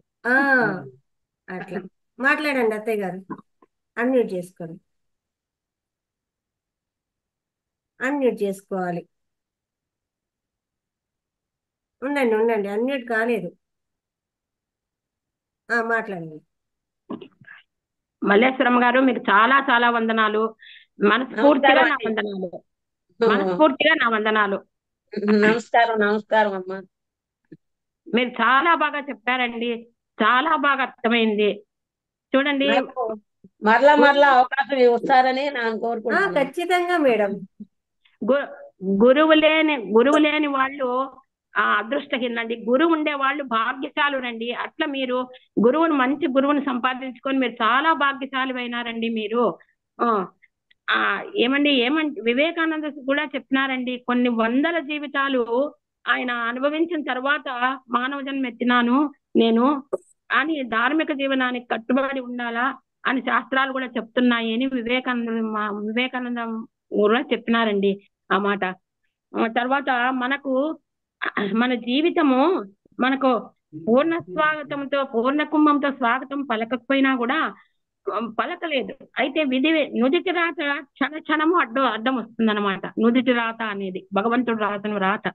ఆ విధి వికృతమైన దానికి మనం ఏం చేయలేము. దాన్ని విసిరగొట్టడానికి మనం ప్రయత్నం చేయాలా. ఆ ప్రయత్నం చేయాలంటే మీ అట్లా గురువులు ఉండాలా. మీ అట్లా గురుబోధ మాకు అందితే అప్పుడు అటువంటి దానిని ఎదుర్కోవచ్చు. ఈ జీవితాన్ని మోసం చేసుకోకుండా ఈ సజ్జన సాంగత్యము, తర్వాత ఈ ధ్యానము ఇవన్నీ చేస్తా వస్తే మనం కూడా ఒకనొకప్పటికి పరిపక్వత చెందుతాము. అయితే ఆ పరిపక్వత చెందడానికి చాలా రోజులు పడుతుందండి. తీవ్ర సాధనే మార్గం అండి. తీవ్ర సాధన, స్వాధ్యాయం, సాంగత్యం. అదే నిత్య సాధన చేయాలా, సజ్జన సాంగత్యం చేయాలా. అర్జునుడు వంటి వాడు ఆయన ఇంకా విషయ ప్రాపంచకంలోనే ఉండిపోయి ఆయన యుద్ధం చేయను, నా వాళ్ళు నీ వాళ్ళు అన్నారండి. అంటే అప్పుడు అట్లాటప్పుడు ఆ కృష్ణ భగవానుడు ఆయన భుజం తట్టి ఆయన పైకి తీసుకొని వచ్చి జీవిత సత్యాలను ఆయనకు నేర్పించి ఆయనతో ఎంతో అజ్ఞానాన్ని పోగొట్టి ఆయనలో ఉండే అజ్ఞానాన్ని దగ్ధం చేసేసి జ్ఞాన భిక్ష పెట్టాడండి అర్జునునికి. ఆ విధంగా గురువులు ఉంటేనే మనకు జ్ఞాన భిక్ష కలుగుతుంది అని నేను అనుకుంటానండి. కాబట్టి మీ అట్లా గురువులు ఉంటే మేము ఇంకా కొంచెం బాగా అభివృద్ధిలోకి వస్తామని, ధ్యానంలో కానీ ఒక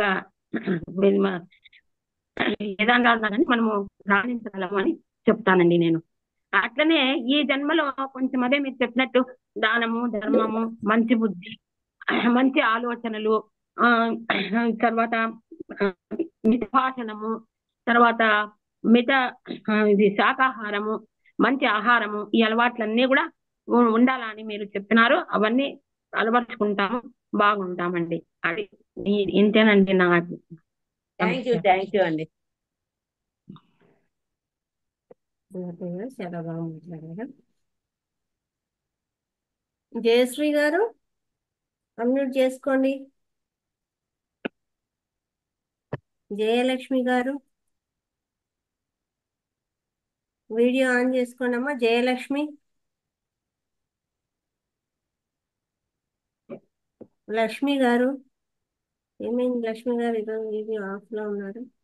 మేడం నమస్తే మేడం. నేను ఇంటికి మాట్లాడమ్మా. చుట్టాలు వచ్చారు మేడం, కొంచెం బిజీగా ఉన్నా, అందుకే విన్నారా క్లాసు? క్లాసు విన్నా. అప్పుడప్పుడు కొంచెం నెట్ ప్రాబ్లం అయ్యింది. ఏమన్నా డౌట్స్ ఉన్నాయా? డౌట్లు అంటే ఏం లేవు, కానీ అమ్మ చెప్తుంటే మటుకు బాగా అర్థమైనట్టు ఉంది, కానీ అడగరావట్లేదు మాకు. ఏమి ఎట్లా? ఏం అర్థం అయ్యింది, క్లాస్ అయితే అర్థమైంది, మంచిగా అనిపిస్తుంది, కానీ డౌట్లు అడగాలంటే ఎట్లా అడగాలనేది రావట్లేదు, నాకు తెలియడం లేదా? తెలియట్లేదు. ఏ విషయం గురించి అనిపిస్తోంది మీకు? ఏ విషయం అని ఏం లేదు అంటే మేడం, కర్మల గురించా ఏంటి? కర్మలు అవి అవన్నీ అది గుర్తు పెట్టుకొని అడగాలంటే అడగడానికి రావట్లేదు. అది కానీ క్లాస్ అర్థమైంది, ఎట్లా ఉండాలి అనేది. ఇంకొకసారి క్లాస్ వినండి. వింటా ఉంటే ఒక్కొక్క విషయము తెలుస్తుంది. అప్పుడు మనకు అవగాహన వస్తుంది అనమాట. ఏం అడగాలి, ఏం తెలుసుకోవాలి, ఒక దాని గురించి తెలుసుకోవాలన్నప్పుడు అప్పుడు డౌట్స్ వస్తాయి. అంత జ్ఞానం కూడా మనకు ఉండాలి కదా, అది లోపలికి ఎక్కాలి కదా. ఇంకా మీరు కొత్తగా వచ్చారు కాబట్టి అట్లా. ఓకేనా? అదే వింటున్నంతసేపు బాగుంది, అర్థమైనట్టు అనిపిస్తుంది, కానీ అడగడానికి వచ్చినప్పుడు కొంచెం ఏమో మళ్ళీ ఏదో అడుగుతూ ఇబ్బంది ఉంటుందని వింటున్నా అంతే కామ్గా. నమస్తే మేడం, బాగుంది మేడం, మీరు చెప్పడం మాకు చాలా బాగా నచ్చింది. Thank you madam. ధన్యవాదాలు మేడం. ధన్యవాదాలు. సరే సరే, థ్యాంక్ యూ మేడం. జయలక్ష్మి గారు నమస్తే మేడం. మాట్లాడమ్మా కవిత. మేడం నాకు చిన్న డౌట్. ఇప్పుడు అడగండి. మనం కర్మలు చేస్తుంది మనం శరీరంతో కదా, ఈ శరీరముని ఈ ఆత్మ ఈ శరీరం నుంచి వెళ్ళిపోయినాక శరీరంతో పాటు కర్మలు అయిపోతాయా, లేదంటే నెక్స్ట్ జన్మకు వస్తాయని అంటున్నారు కదా, మరి అది ఎలా నాకు ఆ పాయింట్ ఇప్పటి వరకు అర్థం కాలేదు నాకు. ఇప్పుడు అంటే ఆత్మ పవిత్రమైంది అంటాం కదా మనము, ఆత్మ పవిత్రమైంది, మనం చేసే ఏది కూడా ఆత్మకు తగలదు అని అంటారు. ఇప్పుడు శరీరాలు కూడా 7 శరీరాలు ఉన్నాయి మేడం. ఒక క్లాస్ లో అర్థం కావాలి చెప్పాలంటే.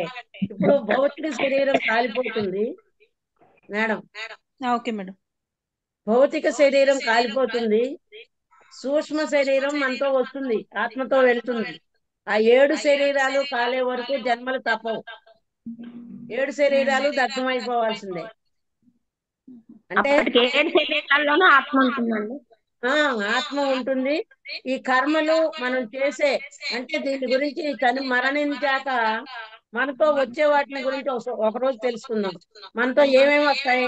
వాసనలు వస్తాయి, సంస్కారాలు వస్తాయి, కర్మలు వస్తాయి, జ్ఞానం వస్తుంది. 4 వస్తాయి మనం చనిపోయాక మనతో. వాసనలు, సంస్కారాలు, అలాగే కర్మలు, జ్ఞానము, ఈ 4 వస్తాయి. వాసనలు అంటే దేహ వాసన, లోకవాసన, శాస్త్రవాసన, ఆ 3 వస్తాయి. సంస్కారాలు అంటే మట్టి పెళ్ళ సంస్కారం, అలాగే కట్టె సంస్కారం, రాతి సంస్కారం. అవి వాసన. సంస్కారాలు అంటే అలవాట్లు, వాసనలు అంటే ఇష్టాలు, అలాగే చేసే కర్మలు, పాప కర్మలు, పుణ్యకర్మలు, ముక్తి కర్మలు, అలాగే మనం పొందిన జ్ఞానం. ఈ 4 మరణించాక మనతో వస్తాయి. కోరికలతో చనిపోయితే తప్పకుండా మళ్ళా ఆ జన్మే తీసుకోవాల్సి వస్తుంది. దేని మీద మమకారంతో మనం చనిపోతామో అదే జన్మ మళ్ళా తీసుకోవాల్సి వస్తుంది. అందుకే సాధ్యమైనంత వరకు కోరికలను అణుచుకునే నేర్చుకోవాలి. అసలు ముందు కోరికలను మనం అదుపులో ఉంచుకోవాలి అంటే మనసు శుద్ధి కావాలి. మనసు శుద్ధి కావాలి అంటే శ్వాస మీద ధ్యానం తప్ప మరొక మార్గం లేదు. జ్ఞానం తీసుకోవాలి. మనసు శుద్ధి కావాలి. కోరికలు అదుపులో ఉండాలంటే ఈ మనసు మన అధీనంలో ఉన్నప్పుడు కోరికలు అదుపులో ఉంటాయి, అరిషడ్ వర్గాలు మన అదుపులో ఉంటాయి.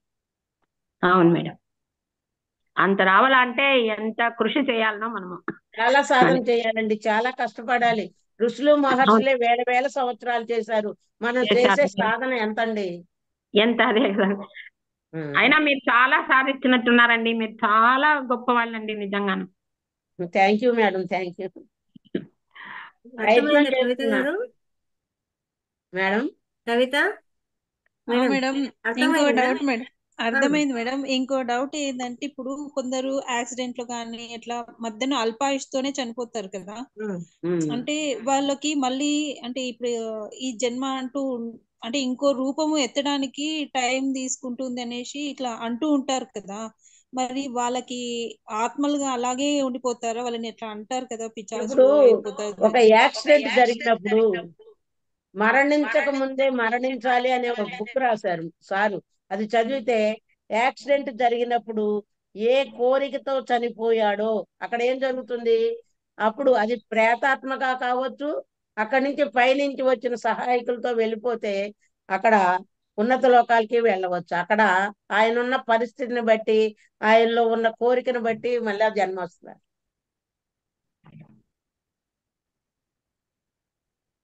ఇక్కడే మమకారం ఉంచుకుంటే భూమి మీద ఉన్న వాళ్ళ మీద కానీ, ధనం మీద కానీ, సంపదల మీద కానీ, భార్య పిల్లల మీద కానీ, ఈ కులం మీద కానీ ఉన్న అభిమానం గాని మమకారం గాని ఉంటే ప్రేతాత్మలుగా భూమి మీదే ఉండిపోతారట.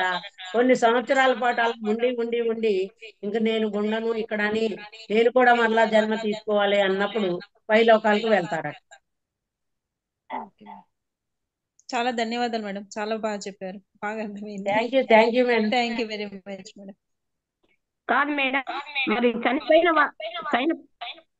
చనిపోయిన వాళ్లకు కర్మలు చేస్తాము, తర్వాత తద్దినాలని తిథులని ఇవన్నీ చేస్తాం కదా, మరి వాళ్ళు చనిపోయిన తర్వాత ఆత్మ ఉంటుంది, దేహం మాత్రమే కదా పోయేది. మనం దేనికోసం చేయాలి అవి?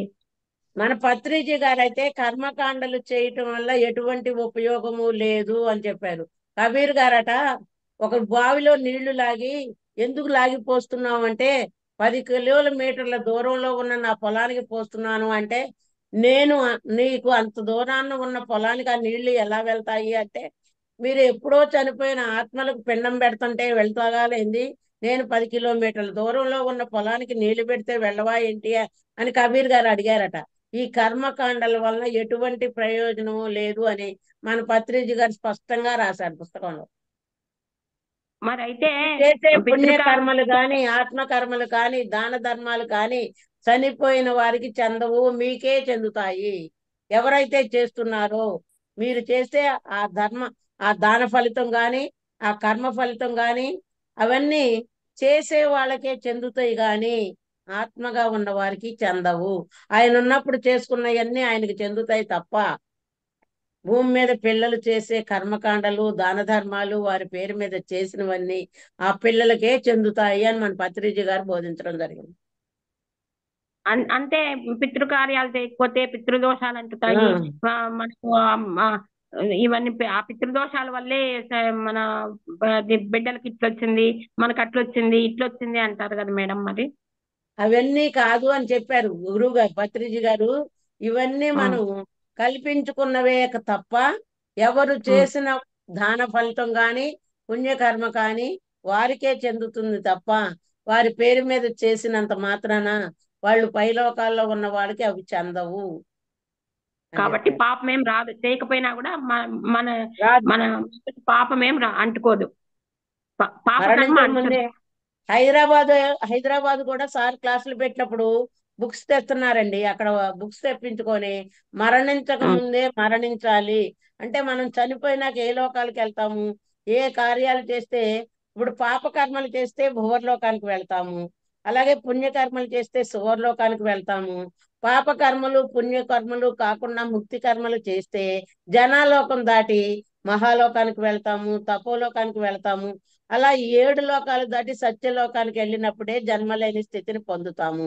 ఏ కర్మ చేస్తే ఏ ఫలితం వస్తుంది, ఏ కర్మ చేస్తే ఏ లోకానికి వెళ్తాము, ఆ లోకం తర్వాత మరలా మన జన్మ ఎలా తీసుకుంటాము, ఇవన్నీ అంటే జనాలోకం కింద ఉన్న 3 లోకాల్లోనైతే నేర్చుకునే జన్మలు, జనాలోకం పైన ఉన్న మహాలోకం, తపోలోకం, అలాగే సత్యలోకం ఏమో నేర్పించే జన్మలు. ఇప్పుడు నేర్చుకునే జన్మల్లో ఉంటే మనం భూలోకం నుంచి భువర్లోకానికి వెళ్తాం, అంటే పాపకర్మలు చేస్తే భువర్లోకానికి వెళ్తాం. పూర్తిగా పాపకర్మలు చేసిన వాళ్ళు భువర్లోకంలో కింద ఉన్న భువర్లోకంలో కూడా 8 భాగాలు ఉన్నాయి. 8 భాగాల్లో కింద ఉన్న 4 భాగాల్లోకి వెళ్తారు. కొంచెం పాపము పుణ్యం చేసిన వారు భూవర్లోకంలో ఉన్న పై భాగం 4 భాగాల్లోకి వెళ్తారు. పుణ్యకర్మలు చేసిన వాళ్ళు సువర్లోకానికి వెళతారు. ఆ 2 చేసిన తర్వాత జనాలోకంలో కౌన్సిలింగ్ జరిగి ఎలాంటి జన్మ తీసుకోవాలి, ఎలాంటి ప్రణాళిక వేసుకోవాలి అనేది ఆ జనాలోకంలో ప్రణాళిక తీసుకొని మనం మళ్ళా భూమి మీద జన్మ తీసుకొని మనం అప్పుడు చేసుకునే నిర్ణయం ప్రణాళిక ప్రకారమే మనం భూమి మీదకి వస్తామట. బాగా చెప్పారు మేడం. అది మీరు ఆ మేడం సరోజ మేడం అన్నట్టు పితృకర్మలు చెయ్యకపోయినా నాగసర్ప దోషాలని, కాలసర్ప దోషాలని రకరకాలు అవుతాయి అని అంటూ ఉంటుంటారు. ఇంతకాలం ఆ అధ్యాసల్లోనే ఉండేవాళ్ళం అందరం. సంవత్సరం అయ్యేసరికి అన్ని కర్మలు చేస్తూ పెద్దవాళ్ళకి ఏవో చేస్తూ ఉంటాం కదండి. మరి ఇప్పుడు మీరు పర్వాలేదు చెయ్యక్కర్లేదు అని అంటున్నారు. ఏది నిజమో ఏదో అబద్ధమో తెలియక సందిగ్ధంలో ఉంటే గురువులే చెబుతున్నారు మేడం. వాళ్ళు ఎంతో జ్ఞానం పొందిన మహాద్రష్టలు. పత్రిజీ గారు అంటే సామాన్యుడు కాదు. మనకి సత్యాన్ని ధర్మాన్ని భూమి మీద స్థాపించడానికి వచ్చిన మహాత్ముడు ఆయన. ఆయనే చెప్పినప్పుడు ఆయన్ని నమ్మాలి కదా. కృష్ణుడు చెప్పింది ప్రామాణికంగా తీసుకున్నాం కదా. కృష్ణుడు చెప్పిన భగవద్గీతలో అన్ని ప్రామాణికంగా తీసుకున్నాం. కృష్ణుడే చెప్పాడు భగవద్గీతలో. ఇవన్నీ నువ్వు ఎన్ని లోకాలు దాటినా, సువర్లోకం, భువర్లోకం, మహాలోకం, తపోలోకం దాటినా నువ్వు మరలా జన్మ తీసుకుని ఆ లోకం చేరే వరకు నీకు జన్మ తప్పదు అని కృష్ణ భగవానుడే చెప్పాడు కదండి భగవద్గీత శ్లోకాల్లో. మనం కృష్ణుడు చెప్పింది ప్రామాణికంగా తీసుకుందాం. సరే మేడం, థ్యాంక్ యూ మేడం. అర్థమైంది మేడం. మీరు మళ్ళీ ఇంకో క్లాస్ తీసుకోవాలి మేడం. ఇంకా తప్పకుండా విపులంగా తీసుకోండి మేడం. చాలా మంచి విషయాలు చెప్పారు. మంచి విషయాలు చాలా చాలా కొత్త విషయాలు. నాకు ఎక్కువ క్లాసులు ఉంటాయి. మరణానంతర జీవితం కూడా చెప్పమంటే ఒకరోజు చెప్తాను. నాకు క్లాసులు ఉంటాయి కాబట్టి నాకు ఒక వారం ముందే చెప్తే ఇస్తాను నేను క్లాసులు. మేడం ప్లానింగ్ అయితే ఖచ్చితంగా చేద్దాం మేడం. ప్లాన్ చేసి మీకు ఏ ఇవ్వండి. రోజు ఎందుకంటే అనుకూలంగా ఉంటుందో ఆ రోజే మాకు ఇవ్వండి డేట్.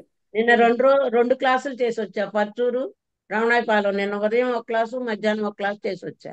ఇవాళ ఉంది మళ్ళీ సాయంత్రం బీచ్ పల్లి జూమ్ లో క్లాస్ ఉంది ఇవాళ నాకు. డైలీ ఏయో ఒకటి ఉంటాయండి. మీరు ఎప్పుడో అవకాశం ఇచ్చినప్పుడు కొంచెం ముందు చెప్పండి, తప్పకుండా చెప్తాను. ఖచ్చితంగా మేడం. మరణాంతర జీవితం గురించి మీకు చెప్తే క్లాసు బాగా అర్థమైంది.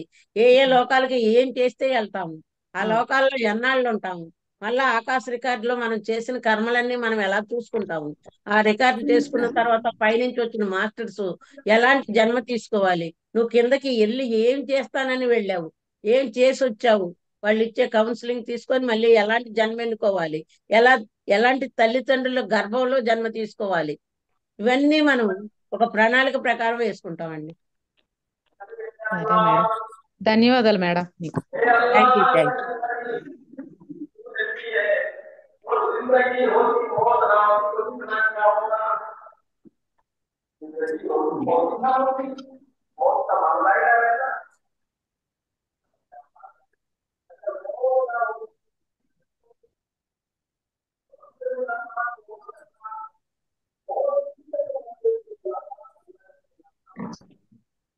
ఇంకా ఎవరికైనా డౌట్స్ ఉన్నాయమ్మా? వీళ్ళెవరు కనీసం రెస్పాండ్ అయినారా? జయశ్రీ గారు. లలిత మేడం, మాట్లాడమ్మా. నాకు వీడియో రావట్లేదు మేడం. సరే, విన్నారా? క్లాస్ విన్నారా? విన్నానండి. ఏమన్నా డౌట్స్ ఉన్నాయి? మాట్లాడండి. ఏముందండి, నాగేశ్వరం మేడం బాగా చెప్పారు, బాగుంది. నేను అడగటానికి లేదు, అందరూ నా డౌట్స్ అన్ని అందరూ అడిగేశారు. పర్వాలేదు, మీరు ఏదైనా అడగండి, తప్పేముంది. ఎన్నో డౌట్స్ ఉంటాయి కదా, సాధన చేస్తా ఉన్నప్పుడు వస్తూనే ఉంటాయి. అదే సాధన చేసేటప్పుడు ఏముందండి, ఆలోచనలే వస్తున్నాయి. అవే మేడం. ఎన్ని రోజుల నుంచి చేస్తా ఉన్నారు? అదే సత్యవతి మేడం గారు లోగడ ఒక క్లాస్ పెట్టారు, దానికి జాయిన్ అయ్యాను నేను. మొన్న పోయినసారి కూడా, పోయిన నెలలో కూడా జాయిన్ అయ్యాను, ఈ క్లాస్ లో కూడా జాయిన్. 3 నెలలు. అవునండి. ఓకే, 3 నెలల నుంచి చేస్తున్నారు, ఇంకా ఆలోచనలు ఉన్నాయి. అవునండి. ఆలోచనలు వస్తున్నాయి అంటే మీలో ఉన్న ఆలోచనలన్నీ పోతున్నాయి అమ్మా. వాటి గురించి ఆలోచించకుండా కళ్ళు తెరవకుండా చేస్తూనే ఉండాలి. 10 సంవత్సరాల నుంచి చేసే వాళ్ళకి కూడా వస్తూనే ఉంటాయి. ఇదిగో అది కాక ఇంట్లో కూడా బాధ్యత ఎక్కువ లేడం మేడం. అది వస్తుంటాయమ్మా. మనం ప్రాపంచిక జీవితంలో సంసారంలోనే నిర్వాణం అన్నారు గురువు గారు. మనం ఏమి హిమాలయాలకు వెళ్ళి చేయటంలా ధ్యానం. ఇంట్లో కూర్చొని మన కుటుంబంలో ఎన్నో విషయాలు మనకు వస్తూ ఉంటాయి. అవి వస్తున్నాయంటే అవి మనలో నుంచి పోతున్నాయి.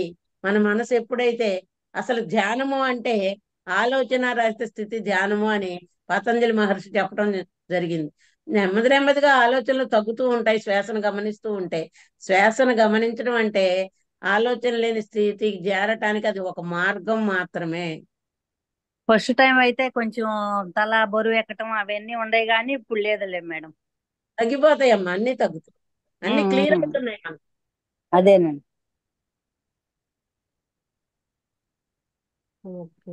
అదే మేడం, ఇంకా అడిగేది ఏం లేదు మేడం. చెప్తున్నారండి లలిత గారు, సరోజమ్మ మ్యూట్ లో, సరోజమ్మ గారు ఆంటీ అన్మ్యూట్ చేసి మాట్లాడారు.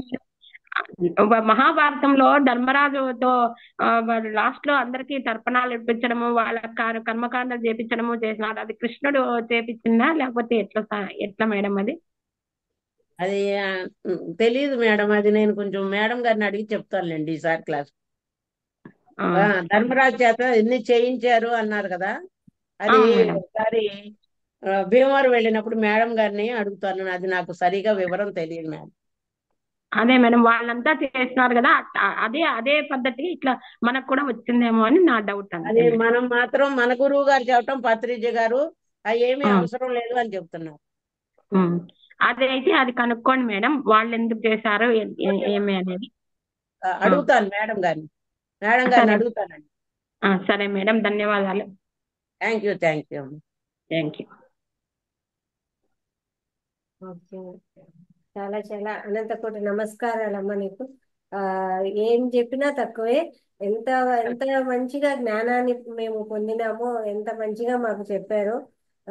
చాలా చాలా కృతజ్ఞతలు. ముందు ముందు ప్రతి నెల మీ క్లాస్ అయితే ఖచ్చితంగా మాకు కావాలి.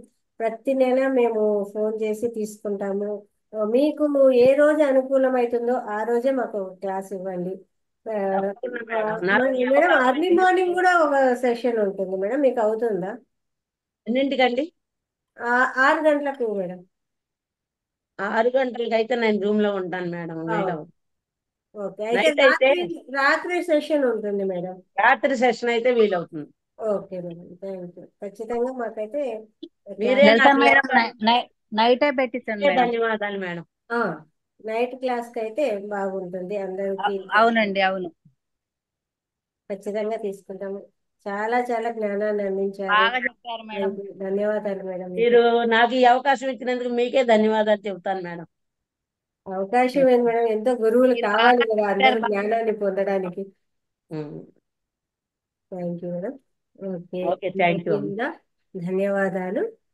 మనం చక్కగా ఒక 2 నిమిషాలు ధ్యానం చేసుకొని క్లాస్ ముగిద్దాము. సాయంత్రం ఎన్ని గంటల నుంచి ఎన్ని గంటల వరకు మేడం? రాత్రి ఉంటుంది మేడం, రాత్రి 9 నుంచి 10:30 వరకు ఉంటుంది క్లాస్. ఓకే, అప్పుడైతే నాకు వీలవుతుంది. ఉదయం అయితే నేను రూమ్ లో ఉంటాను మేడం. అవునవును, థ్యాంక్ యూ. మరలా అవకాశం ఇద్దరు కానీ కర్మల గురించి, మరణానంతర జీవితం గురించి మీకు కావాలంటున్నారు కాబట్టి తప్పకుండా చెప్తా. మీరు అడగండి ఒక సబ్జెక్ట్ గురించి, దాన్ని నేను తప్పకుండా మీకు చెప్తాను. సరే, థ్యాంక్ యూ అమ్మా.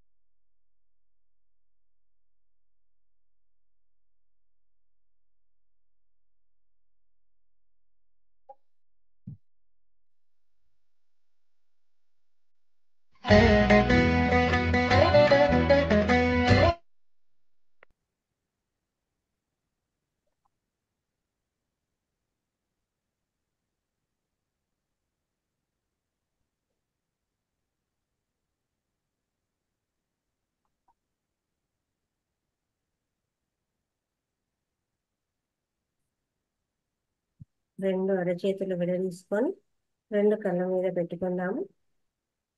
5, 4, 3, 2, 1.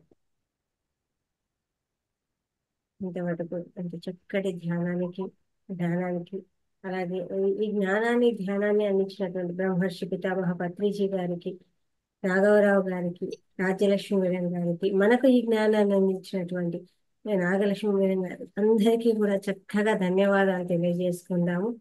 Thank you very much.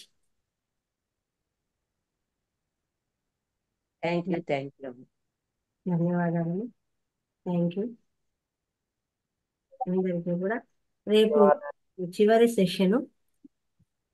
ప్రతి ఒక్కరు కూడా క్లాస్కి అటెండ్ అవ్వండి. వాళ్ళ అనుభవాలు తీసుకుందాము, చక్కగా ముందుకు నడుద్దాము. Thank you madam. ఖచ్చితంగా నేను మీకు కాల్ చేస్తాను మేడం. నాకు క్లాస్ ఇవ్వండి. తప్పకుండా ఇస్తాను madam. Thank you very much. ఇది కూడా వీడియో పెట్టండి మేడం. ప్రతిరోజు వీడియో వస్తుందమ్మా, ప్రతిరోజు. Okay madam. Okay bye.